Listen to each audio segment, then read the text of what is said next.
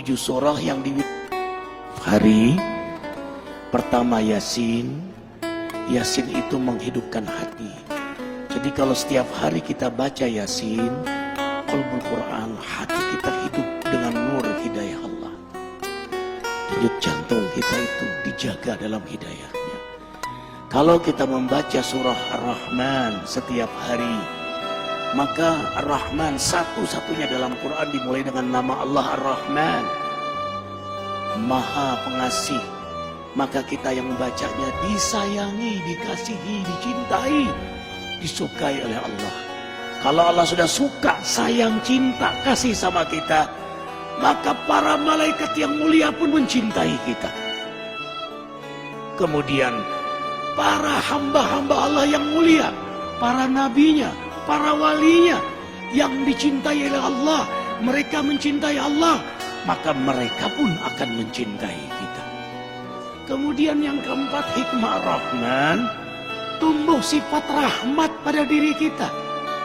Rahmat, kasih sayang. Sayang akhirnya kita sama keluarga kita. Seorang suami yang setiap hari baca Rahman, dia sayang pada istrinya, dia sayang pada anaknya, dia sayang kepada keluarganya, zuriatnya, sayang dia pada tetangganya, sayang dia pada umat manusia.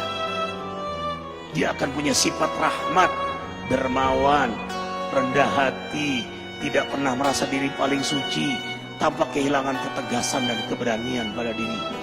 Itu rahasia Rahman di antaranya. Makanya setiap hari bacalah Ar-Rahman. Kemudian Al-Waqi'ah yang ketiga. Kenapa Al-Waqi'ah? Di antara hikmahnya, tidak akan pernah susah kita di dunia ini. Tidak akan menderita di dunia. Tidak akan menderita sakaratul maut. Tidak akan menderita di alam kubur. Apalagi di akhirat nanti. Baca surah Al-Waqi'ah. Coba baca terjemahan tafsirnya. Dahsyat sekali. Kemudian membaca surah Al-Muluk yang keempat. Setiap hari. Tabarakalladzi biyadihil muluk. Kalau kita setiap hari membaca surah Al-Muluk, apapun yang kita lakukan, yang Allah amanahkan pada diri kita, siapapun yang dekat dengan kita, diberkahi oleh Allah. Dahsyat surah Al-Muluk itu. Kita punya rezeki, berkah. Kita punya sehat, berkah. Kita sakit, sakit kita berkah. Membuat kita dekat kepada Allah. Kita punya rumah tangga berkah. Kita punya pekerjaan, pekerjaan kita berkah. Seorang juru dakwah yang setiap hari membaca surah Al-Muluk, dakwahnya berkah, jamaahnya berkah. Arifin ketika mengunjungi satu pesantren di Cianjur, apa kata Pak Kiai, kata ajengan itu, Ustadz Arifin, carilah sahabat, carilah guru yang setiap hari dia membaca surah Al-Muluk. Kenapa ajengan? Kau pun akan berkah karena bersahabat dengannya. Subhanallah. Allahu Akbar. Bayangkan kalau suami membaca surah Al-Muluk, istri membaca surah Al-Muluk, anak baca surah Al-Muluk. Hari ini kita ribuan membaca surah Al-Muluk. Gimana nggak berkah majelis ini? Gimana nggak berkah ikhwah semuanya? Kemudian membaca surah Al-Jin, tidak diganggu oleh jin. Mereka yang setiap hari mewiridkan surah jin dan dikenal oleh jin-jin muslim. Kemudian membaca surah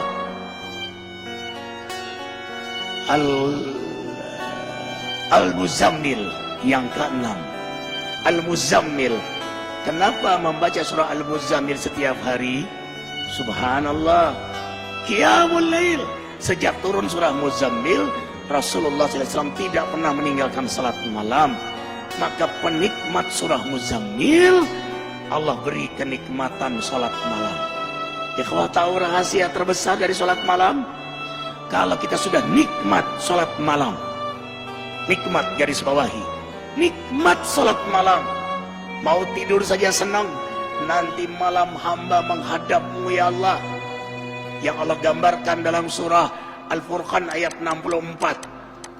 Walladzina yabituna li rabbihim sujada wa qiyamah Hamba-hamba yang beriman itu senang sekali begadang malam karena menikmati lama sujud dan berdiri di hadapan Allah. Perhatikan surah Muzammil ayat 6. Inna nasyi'atal lail hiya asyaddu wat'a wa muqila.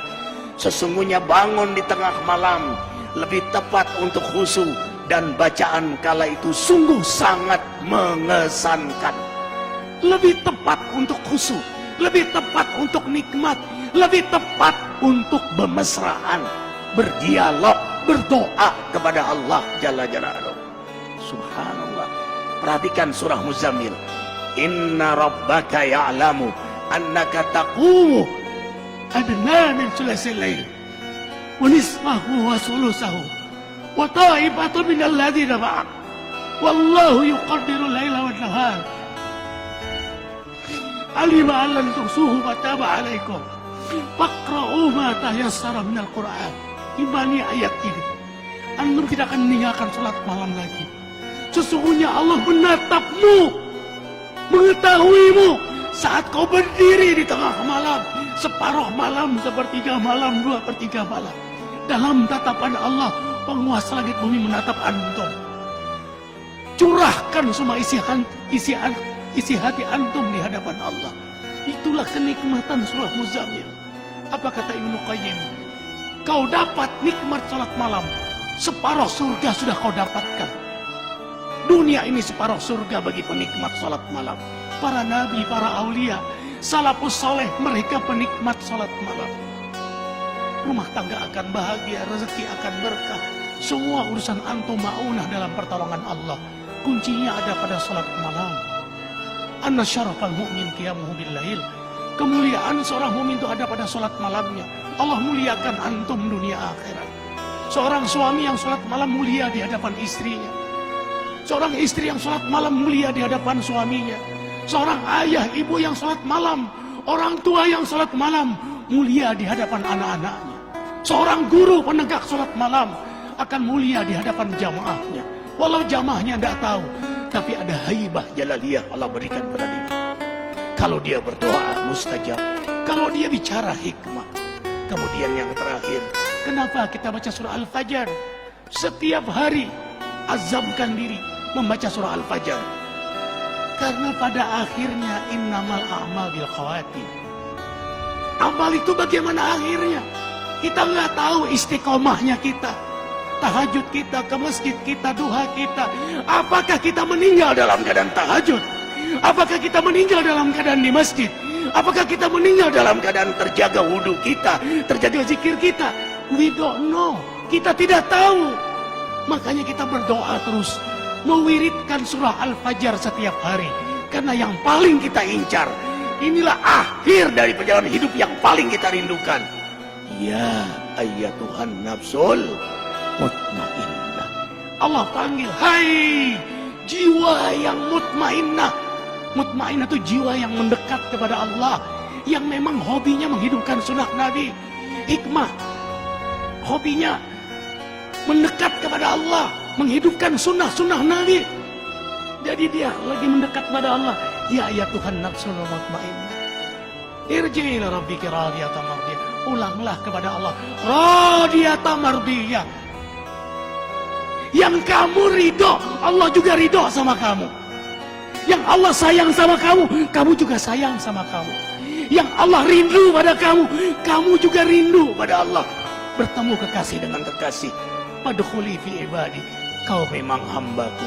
Wadkhuli jannati. Makanya diulang sampai 3 kali. Antum sholat malam, baca surah Al-Fajr. Pada saat ya Tuhan nafsul mutmainnah, ulang 3 kali. Kalau bisa diposisikan ini rakaat yang ke-8. Rakaat yang ke-8 terakhir. Karena 3 witir. Yang terakhir kau ulanglah. Ya Tuhan nafsul mutmainnah. Minta di situ kepada Allah Jalla Jalaluhu. Karena pada akhirnya kita semua ditentukan adalah pada saat kita wafat. Insya Allah, dengarkan. Matan nasya'isuhum. Manusia meninggal sesuai dengan harapan dan kebiasaannya. Harapan kita husnul khatimah. Kebiasaan kita membaca surah Al-Fajr. Yakin posisi itu kita diwafatkan oleh Allah.